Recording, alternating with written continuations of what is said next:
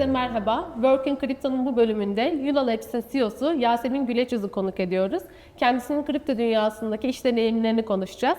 Hoş geldin Yasemin. Hoş buldum. Nasılsın? Teşekkür ederim. Sen nasılsın Elif? İyiyim ben de. Sohbete başlamadan önce hem seni hem Yulo Labs'i tanımak isterim açıkçası. Tabii. Yasemin Güleçyüz. Ben Yulo Labs'in kurucu ortağı ve CEO'suyum. Biz Yulo Labs olarak kripto para projeleri ve borsalarına 360 derece çözüm üreten bir partneriz aslında. Market making, pazarlama, iş geliştirme süreçlerinde projelere ve borsalara destekler sunuyoruz. Kripto sektöründe peki çalışmak nasıl bir deneyim sence? Çok keyifli. Şöyle benim 13-14 yıllık bir pazarlama geçmişim var. Aslında ben pazarlama stratejistiyim. Kripto para bunun sadece 7-8 yılını kapsıyor. Yani son 7-8 yıldır ben sadece kripto para sektöründe çalışıyorum. Çok keyifli ve çok da yoğun ve zor. Yani ben bu sektörle ilk tanıştığımda tamam artık ben bu sektörde daha fazla devam etmeyeceğim dedim. Fakat şu an kripto para dışında herhangi bir sektörde çalışamam diyorum. İçine çekiyor kendini. Bayağı çok da keyifli. uzun, özür dilerim böldüm, 7-8 yıl. Evet. Yani en başından beri diyebiliriz yani. Neredeyse yani ülkemizde zaten işte o hani 2017'deki pikten sonra yayılmaya başladı. O zamanlar işte bir borsada, pazarlama departmanında ben başlamıştım. Öyle tanışmıştım ve teklif aldığımda da yok ya dolandırıcılık, kripto nedir falan diyordum. Yani benim şimdiki eşim o zaman erkek arkadaşımdı bana ya işte Bitcoin $4.000 Yasemin alalım ya saçmalama paramızı çarçur edeceksin falan diyordum. Öyle bir seviyedeydik. İşte sonra tanışınca biraz daha hani gerçekten evet iş yapılabilir ve hani çok da fazla şey üretilebilir bir sektör olduğunu anladığım zaman kurtulamadım diyebilirim. Evet, bu şekilde tanışmış da oldun ve Evet. Her şey birbirini etkiledi. Evet, Bu şekilde evet, girdi. evet. Peki karşılaştırdığın zaman sonuçta daha önceden kriptodan farklı bir alanda çalışıyordun. Evet. Nasıl deneyimlerini anlatmak istersin? Yani o geçiş kolay olduğunu düşünmüyorum. Evet. Çünkü ben de farklı sektörden geliyorum ve gerçekten terimler çok farklı. Birçoğumuz ekonomi dersi almışızdır ama farklı bir mevzu var Başka ortada. bir ekonomi, Evet, başka bir pazarlama. Kesinlikle. Evet yani şöyle standart finans piyasasında ben pazarlama sektöründe pazarlama tarafında olduğum için benim uzmanlığım olduğu için daha çok o taraftan örnekler veriyor Tabii. olacağım. Geleneksel finansta pazarlama yapmakla dahi kripto para piyasasında pazarlama yapmak o kadar farklı ki. Yani çünkü orada hani oturmuş yıllara dayanan bir sektörden bahsediyoruz. Burada daha çok bebek. Ben ilk sektörle tanıştığımda zaten biz pazarlamacıların en büyük yaşadığı problem aslında sektörde reklamlardaki politika ihlalleri. Yani yatırımcınıza ulaşmak için sizin sosyal medya çeşitli işte third party reklamları verebilmeniz için yasaklar var. Yani standart işte bir ayakkabı reklamı yaparmışçasına kolay bir şekilde reklam yapıp satış yapamıyorsunuz. Ben ilk bu sektöre girdiğimde o kadar çok duvara çarptım ki nasıl müşteri bulacağım diye çok fazla bocaladığımı hatırlıyorum. Bu da aslında tam olarak insanın kendini geliştirdiği yer oluyor. Ben bugüne kadar yetiştirdiğim ekiplerde de hala kendi ekiplerimde de bundan bahsediyorum. Zorlandığınız zaman aslında öğrenmeye, üretmeye başlıyorsunuz. Bu sektörde bizim pazarlamacılar olarak sürekli aslında yeni fikirler, yeni yollar bulmamız gerekiyor. Bu da bizim daha fazla kendimizi geliştirmemizi sağlıyor. Geleneksel piyasalarda veya işte geleneksel sektörlerde iş yaptığınız zaman zaten çok belli neyi nasıl yapacağınız. O da hani bir yerden sonra kendinizi geliştirmeyi bırakabiliyorsunuz aslında tekrar etmeye başlıyorsunuz. Fakat burada hani 20 yaşında da bu sektörde çalışıyorsanız, 70 yaşında da bu sektörde çalışıyorsanız sürekli kendinizi geliştirebileceğiniz bir alan var. Öyle olmak zorundasınız zaten. Dolayısıyla ben hani bu anlamda ciddi bir fark olduğunu düşünüyorum açıkçası diğer sektörlerle kıyasladığımız zaman. Evet, aslında sıradaki sorunu da biraz kapsar gibi olduk ama iş alım konusunda bu sektöre özel zorluklar var mı? Bu konuda ne düşünüyorsun? Öğrenmek istiyordum. Tabii işin marketing tarafını konuşmuş olduk. Birazcık da istiyorum ki bizim bu videomuzu izleyen, çalışmamızı izleyen insanların bir fikri olsun. Özellikle bu kısımda çalışmanın sence hem işe alım konusunda zorluklarını birazcık o tarafı da konuşmak bence gerekli. Ve de bu alanda çalışmak isteyen insanlar için de böyle ipuçları olsun istiyorum açıkçası. O konuda bilgi ve birikimlerinden neler söylemek istersin? Şöyle bu alanda çalışmak istiyorsa bir kişi karar verdiyse bir kere mutlaka temel ekonomik yani bizim 101 dediğimiz ekonomi, kripto, blockchain terimlerine bence hakim olması gerekiyor. Çünkü yani bugün kripto alanında hangi şirkette çalışıyor olursanız olun bunları zaten biliyor olduğunuz kabul edilerekten sizden daha fazlası bekleniyor. Yani bu hani işe girip daha sonrasında ben bu terimleri öğrenirim. İşte ICO neymiş, token neymiş, tokenla coin arasındaki fark neymiş gibi bunları böyle işe girdikten sonra öğrenmeye çalışırsanız ciddi bir şekilde bocalarsınız. Benim önerim en azından hani ekonomik anlamda kendilerini bugün yani binlerce video eğitim var bununla alakalı ulaşabilecekleri Ücretsiz. kitaplar var. Yani bir günlerini ayırarak da 101 seviyesindeki bütün terimleri öğrenebilirler. Biraz onlara aşina olması gerektiğini düşünüyorum açıkçası. Bekliyorum da bunu. Biz kendi departmanlarımız için görüşme yaptığımız adaylardan da bunları bekliyoruz açıkçası. Bununla birlikte tabii departmandan departmana değişebiliyor ama örnek veriyorum, siz araştırma tarafında olacaksanız, işte trade tarafında olacaksanız, bizim kendi market making ekibimiz üzerinden örnek veriyor olursam, mutlaka bir grafik okumayı biliyor olmalarını bekliyoruz. İşte ekonominin bir tık daha belki 101 değil, daha üst seviye bir ekonomi bilgisi açıkçası bekliyoruz. Yani burada piyasayı iyi okuyabilmelerini bekliyoruz. Kripto, blockchain tarafına mutlaka biraz daha hakim olmaları gerektiğini düşünüyorum. Keza yine yazılım tarafında da böyle. Şimdi blockchain developer diye bir tabir çıktı yazılım dünyasında. Bizim bildiğimiz işte backend, full stack, front-end developerlar, mobil developerlar var. Şimdi blockchain developerlar var. Bu anlamda bu alana kanalize olup da yazılım tarafına kendini geliştirmek isteyenler mutlaka bu alanda araştırmalar yapmaları gerekiyor. Şirketlerin beklentileri açıkçası bu oluyor. Çünkü çok hızlı değişen bir sektördeyiz. Yani dün bildiğiniz yazılım dili bugün uygun olmayabiliyor veya işte dün bildiğiniz ekonomik terimler, tabirler bugüne uymayabiliyor. Bu sektörde evet, bu sektörde çok fazla kendinizi geliştirmeniz gerekiyor. Dolayısıyla hani benim önerim biraz da çok fazla araştırmaları ve hani takip ediyor olmaları Bu da işi piyasayı. onu o halde zorlaştırıyor diye anlıyorum ben. Hani çünkü gerçekten çok hızlı değişen ve gelişen bir sektörden bahsediyoruz. İş alım tarafında da bir adayla görüştüğünde bir sürü farklı noktalara bakmak gerekiyor Tabii, diye evet. anlıyorum. O çok da kolay bir noktada değil. Çünkü bizim bildiğimiz geleneksel yapıdaki şirketlerde artık oturmuş bir insan kaynakları anlayışı var, işte iş alım süreçleri var, prosedürler var. Tabii ki aynısını Bitcoin dünyasında da düşünebiliriz ama orada değişen doneler var. Yani söylediklerinden şöyle anlıyorum ki bir sürü adayla görüşüyorsun ama Evet. belki 2 tanesi ancak dediğin gibi hakim, dile hakim, sürece hakim. Hani bunun en azından çok hızlı değişen bir sektör olduğuna hakim. Yani genel olarak İş alım konusu gerçekten kolay değil diye anlıyorum ve bu alanda çalışmak isteyen insanlar da bu gerçeklerle ne kadar hızlı yüzleşirse o kadar onun için iyi olacak diye anlıyorum. Tabii yani burada şöyle, şimdi dediğiniz gibi geleneksel bir sektördeyken siz belki bir pozisyonu, örnek veriyorum, 2 haftada kapatırken biz burada aylarca kapatamadığımız pozisyonlar oluyor kendi departmanlarımız için. Evet.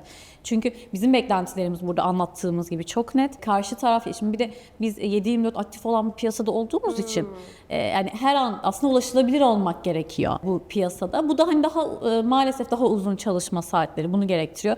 Bunun tabii ki de karşılığı daha farklı oluyor bu piyasada. Hani bunun finansmana yansıyan karşılığı elbette ki piyasada bunu da getirdiği için daha farklı oluyor.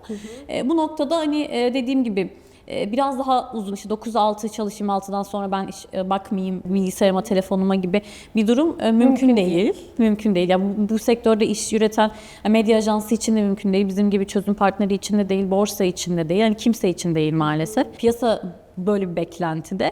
Dolayısıyla evet, bu zorluğu biraz göze almaları gerekiyor. Bu zorluğun farklı getirileri oluyor. Tabii ki de yani şu an geleceğin sektöründe aslında iş yapmış oluyorsunuz siz. Ben belki bana sorsalardı işte bugün ne bileyim bir kripto para projesine sen şu destekleri vereceksin, senin böyle bir mesleğin olacak senin ileride, ben inanmazdım. Evet. Hepimiz öyleyiz. Evet. Gelişmekte olan bir teknolojinin sen içinde bulunuyorsun. Sen geliştiriyorsun aslında bir yandan da onu. Bu çok güzel bir şey. Bunun öncülerinden oluyorsun. Bununla birlikte tabii ki de dediğim gibi bu zorluğun getirdiği aynı zamanda hani ben gördüğüm kadarıyla kripto piyasasındaki maaşlar geleneksel piyasalardaki maaşlara göre elbette ki daha da yüksek oluyor bu anlamda. Tamamen farklı şartlardan bahsediyoruz. Tabii, evet. Peki daha çok gençlerin ben çalıştığını görüyorum. Çok ciddi bir ilgileri olduğunu düşünüyorum. Gençler de daha fazla herhalde buna, bence esnekliğe, bu dediğine daha hızlı anlayabilirler ve daha hızlı adapte olabilirler diye düşünüyorum ama tabii senin deneyimin bu konuda daha fazladır. 7-8 yıldır bir sürü kişiyle görüşüyorsun, ekibin var. Bir açıdan ciddi bir pozitif etkisi olacaktır. Çünkü Z kuşağı dediğimiz kuşak gerçekten çok daha hızlı adapte olabiliyor bence ve çok daha esnekler. Fakat birazcık daha yaş ilerleyince alışılmış dediğin gibi 9-6 işte belli şartlar. Beklentiler oluyor. Evet. Orayı açıklamak gerekiyordur diye düşünüyorum. Çünkü ben de kendi gözlemlerimden yola çıkıyorum. Onu gerçekten açıklamak, Kabul ettirmek, kabul evet. ettirmek önemli bir nokta gerçekten de. Evet. Teşekkür ederim tüm Ben cevaplar teşekkür için. ederim. Diğer sektörlerden farklı olarak kripto sektöründe öne çıkan ihtiyaçlar neler oluyor diye soracağım ama biraz zaten Değindik. cevapladık, Evet. değindik. Adaylarda bilgi düzeyi, blockchain ve kripto teknolojisi bilgi düzeyi sence ne kadar önemli diye soracağım. Yani ona da biraz tabii sen değinmiş oldun. Ama ben anlıyorum ki giriş seviyesi bir iş başvurusu için yeterli değil mi? Yani dediğin o 101 kısımlarını gerçekten iyi anlamışsa yeterli. Daha Ya- fazlasında tabii ki çok daha iyi. Tabii bir de bu şöyle, yani başvurduğu pozisyona göre de değişiyor açıkçası. Departmana göre de değişiyor. Yani uzman yardımcısı arıyorsa bir şirket çok da bir bilgi istemiyordur. Zaten yetiştirmek üzere arıyordur. Ama işte örnek veriyorum, bir senior developer arıyorsa ya da işte bir CTO arıyorsa orada ciddi bir blockchain birikimi, ciddi bir piyasa bilgisi gerekiyor. Biraz daha dediğim gibi hani çok değişken. Yani departmana, pozisyona göre çok değişiyor. Ama her zaman tabii ki daha fazla gireceğin sektörü, gireceğin şirketin yaptığı işi daha fazla biliyor olmak işini kolaylaştıracaktır her iki tarafında, açıkçası öyle düşünüyorum. Anladım. Yani başlangıç pozisyonları için 101 Evet, yeterli ama olabiliyor. İşi daha çok uzmanlık gerektiren ve daha fazla riskin ve sorumluluğun yönetildiği aslında pozisyonlarda diyebilirim. Çok daha fazla bu konuya odaklanmak, geliştirmek gerekiyor. Tabii. Sektörde çalışmak isteyenlerin ne gibi önerilerin olur diye soruma zaten cevap vermiş olduk bütün soru cevaplar niteliğinde. Peki bütün bunların dışında kendi deneyimlerin, çünkü bence 7-8 sene gerçekten bu sektör için çok önemli ve uzun bir süre. Hani başka bir sektör için bu şekilde bakmayız. Hatta belki sen bile başka bir sektör için çok kısa, çok kısa diyebilirsin. Ama bütün bu açıdan baktığımızda bence gerçekten ciddi bir deneyimden bahsediyoruz. Tamamen katmak istediğin, çünkü bu Working Crypto biraz daha kripto dünyasındaki çalışma şartlarını, işte iş hayatını, biraz problemleri ve bilgi sahibi olmak isteyen insanlara biraz böyle nasıl olurun cevabını vermeye çalışıyoruz. Sana eklemek isteyebileceğin veya deneyimlerin ne olursa dinlemek isterim. Yani burada şöyle, bir kere dediğiniz gibi biz çok fazla genç Z kuşağıyla birlikte çalışıyoruz. Bunun hem avantajları hem dezavantajları oluyor. Ben Y kuşağıyım. Hani o böyle ne Z'nin çok modernliği var ne de işte X'in çok gelenekselliği var. Hani genelde artık hani Y kuşağı bir tık daha aslında kuran ve yöneten konumunda bu piyasada benim gördüğüm kadarıyla. Burada tabii ki özellikle benim biraz daha genç arkadaşlara önerim. Yani Z kuşağı biliyorsunuz çok sıkılgan. Hani belki biraz daha öğrenme odaklı, kendini geliştirme odaklı. Bu sektörün zorluklarını biraz daha kabul ederekten aslında hani ilerleyen yıllarda meyvelerini yiyeceğini bunu tahmin ederekten biraz daha sabırlı olmaları belki önemli olabilir. Bu sektör hangi yaştan, hangi pozisyondan olursanız onu kendinizi çok fazla geliştirmeyi gerektiriyor. Yani bugün siz bir pazarlama uzmanıysanız dahi işte Bitcoin ile ilgili çok önemli bir gelişme olduysa bunu biliyor olmanız gerekiyor. Bu bekleniyor sizden. Çünkü zaten hala çok küçük bir piyasadan bahsediyoruz. Yani en ufak bir haber, ne bileyim Fed'in açıkladığı faiz biliyorsunuz işte yani çok hızlı bir şekilde Bitcoin'e etki ediyor. Elon Musk'ın attığı bir tweet çok hızlı bir şekilde etki ediyor gibi. Hani benim önerim çok hani açık olması gerekiyor açıkçası algıların ve hani sürekli bir takip gerektiriyor veya kendi geliştirme gerektiriyor. Bu piyasada devam edebiliyor olmak. Çünkü aynı zamanda rekabetçi de bir piyasa açıkçası. Yani çok fazla rakip var hem şirketler anlamında hem çalışanlar anlamında. Hani bu noktada bol bol kendini geliştirmeye gerektiğini düşünüyorum ben aslında. Çok önemli bir noktaya değindin. Hani geleneksel bir yolda çünkü mutlaka oturmuş algılarımız var. Yani 6'da bitmesi, işte hafta sonu tatilinin olması. Zannediyorum tatiller de bu noktada Esnemek zorunda kalabiliyor. kalabiliyor. Evet. Çok bence önemli bir noktaydı değindiğin yer. Hani bunu bilerek başlamak, bunun farkında olması bu konuyla ilgilenen insanların. Dediğin gibi yaşı kaç olursa olsun. Bunu bilerek iş hayatına o gözle bakmaları, pozisyonlara o şekilde bakmaları gerçekten zaman da kazandırır ve aynı zamanda bir bakış açısı da sağlar. Hani boş yere örneğin ben bu esnekliğe hazır değilim diyorsa boş yere 6 ay, 8 ay belki zaman kaybetmemiş olacak. Ücretsiz eğitimlere kaydolup bakıp gerçekten yapabilecek mi, yapamayacak mı, ilgisini gerçekten çok çekiyor mu, çekmiyor mu onlara da bence bakması dediğin gibi çok büyük bir artı. Evet ya tabii burada hani şu da olsun istemem, hani izleyen bu sektöre girmeyi düşünen adayların gözünün korkmasını istemem. Bu esneklik tabii ki iş hayatının içinde de var. Yani çoğumuz hibrit ya da remote çalışan şirketleriz. İşte biraz biraz daha rahat bir çalışma ortamı vardır. Yani bu esneklik bununla getiriyor aslında aynı zamanda. Ve hatta çalışma ortamlarına sahip, işte çok fazla şehir gezebildiğiniz, işte biliyorsunuz etkinliklerden dolayı çok büyük bir fazla artı. ülke gezebildiğiniz bir sektör, çok fazla network'ünüzü geliştirebildiğiniz bir sektör. Hani bunun böyle avantajları da olabiliyor. Avantajlar, dezavantajlar. Evet, sadece Evet, dezavantajlardan sadece bahsetmiş gibi olmayalım. Evet, evet. Bence de seven bir kişinin hani iyice bakması, avantajları ve dezavantajları karşılaştırması çok daha sağlıklı dediğin gibi. Çok teşekkür ederim. Ben teşekkür cevaplar ederim bu yayın için. Çok sağ ol. Gerçekten çok keyifli bir sohbetti. Benim için de öyle. Ayağına sağlık. Teşekkür ederim.